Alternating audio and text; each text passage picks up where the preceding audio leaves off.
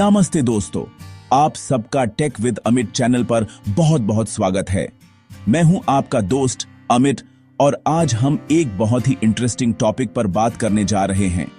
ये सफर है टेक्नोलॉजी को आसान बनाने का, उसको समझने का।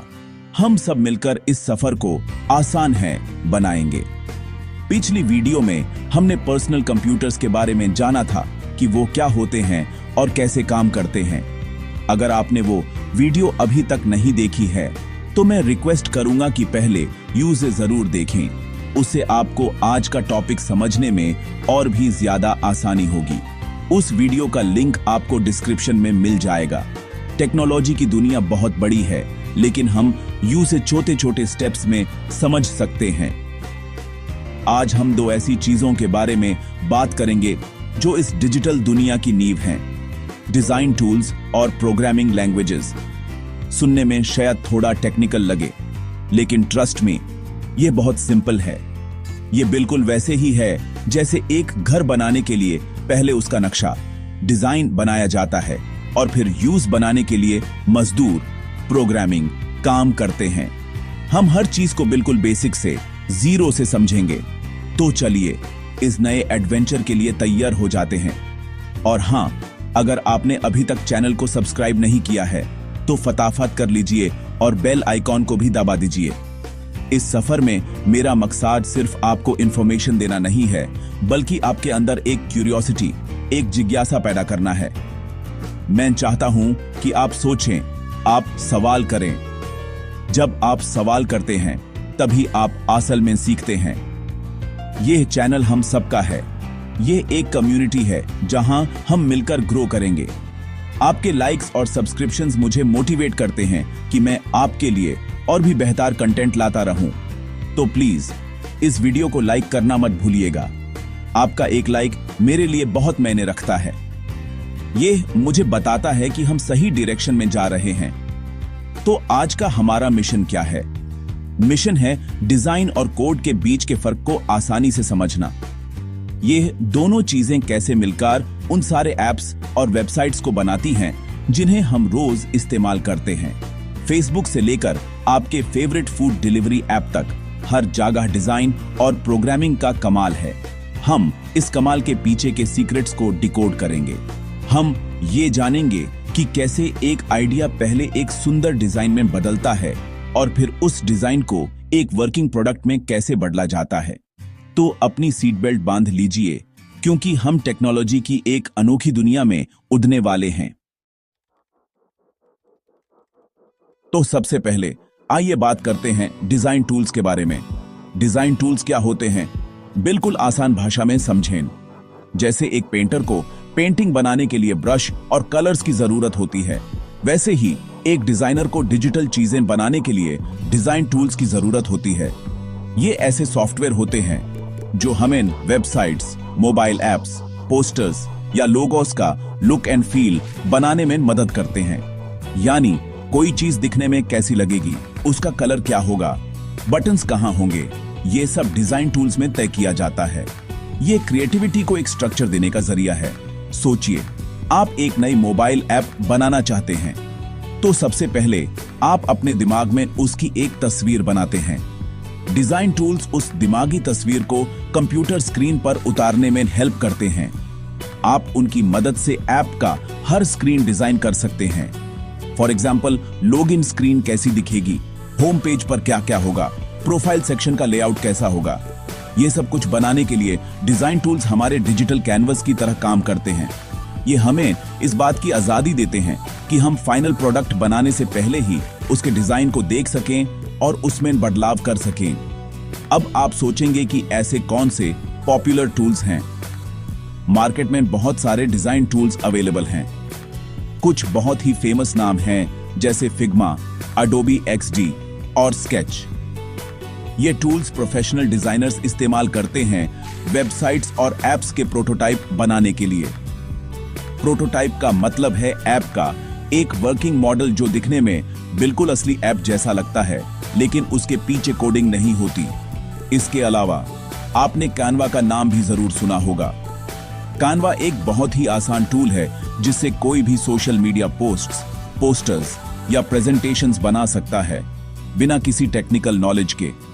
तो इन शॉर्ट, डिजाइन टूल्स हमारे आइडियाज को एक विजुअल रूप देते हैं।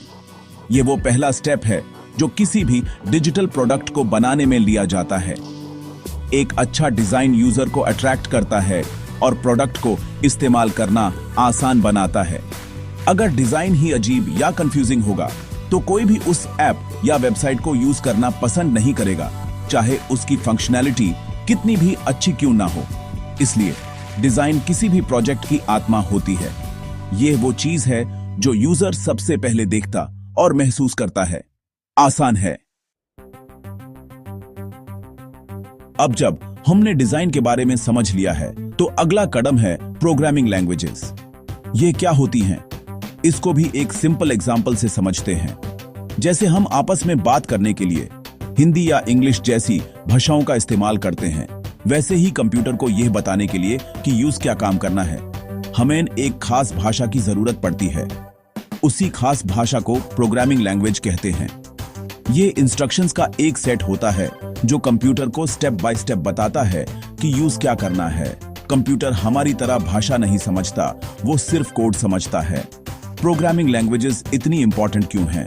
क्योंकि इनके बिना कंप्यूटर सिर्फ एक बेजान डब्बा है। हमने जो सुंदर सा डिजाइन बनाया था फिग्मा या कानवा में, वो सिर्फ एक तस्वीर है। उस तस्वीर में जान डालने का काम प्रोग्रामिंग करती है। जैसे जब आप एक लॉगिन बटन पर क्लिक करते हैं तो उस क्लिक के बाद क्या होना चाहिए, ये बात कंप्यूटर को प्रोग्रामिंग लैंग्वेज में लिखे हुए कोड से ही पता चलती है। यही कोड सर्वर से कनेक्ट करता है, आपका यूजर नेम और पासवर्ड चेक करता है और फिर आपको ऐप के अंदर ले जाता है। हर एक्शन के पीछे लॉजिक होता है और वो लॉजिक कोड से लिखा जाता है। तो कौन सी प्रोग्रामिंग लैंग्वेजेस सबसे ज्यादा यूज होती हैं? दुनिया में सैकड़ों प्रोग्रामिंग लैंग्वेजेस हैं, लेकिन कुछ बहुत ही पॉपुलर हैं। जैसे कि पाइथन, ये सीखने में बहुत आसान मानी जाती है और इसका इस्तेमाल वेब डेवलपमेंट, डेटा साइंस और आर्टिफिशियल इंटेलिजेंस में होता है। फिर आती है जावा, जो एक बहुत ही पावरफुल लैंग्वेज है। एंड्रॉयड ऐप्स बनाने के लिए जावा का बहुत ज्यादा इस्तेमाल होता है। इसके अलावा C++ एक बहुत ही फास्ट लैंग्वेज है जिसका यूज हाई परफॉर्मेंस एप्लीकेशंस जैसे कि वीडियो गेम्स और कॉम्प्लेक्स सॉफ्टवेयर बनाने में किया जाता है। हर लैंग्वेज का अपना एक खास काम होता है। तो प्रोग्रामिंग लैंग्वेज वो ब्रिज है जो इंसान के दिमाग और कंप्यूटर के प्रोसेसर के बीच में बनता है।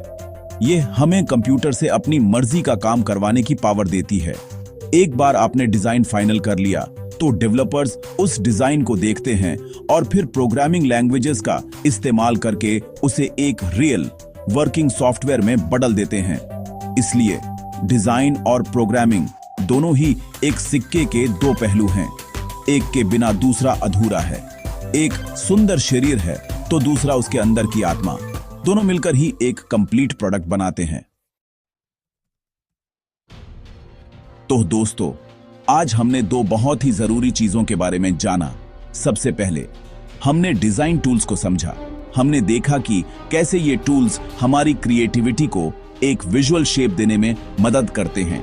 ये किसी भी ऐप या वेबसाइट का चेहरा होते हैं।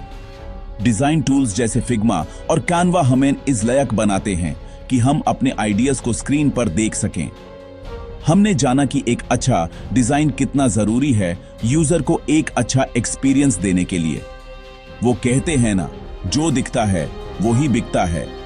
डिजिटल दुनिया में यह बात बिल्कुल फिट बैठती है। डिजाइन वो पहला इंप्रेशन है। उसके बाद हमने प्रोग्रामिंग लैंग्वेजेस की दुनिया में कदम रखा।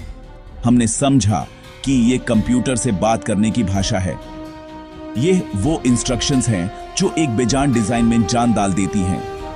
हमने देखा कि कैसे पाइथन, जावा और C++ जैसी अलग अलग लैंग्वेजेस अलग अलग काम आती हैं।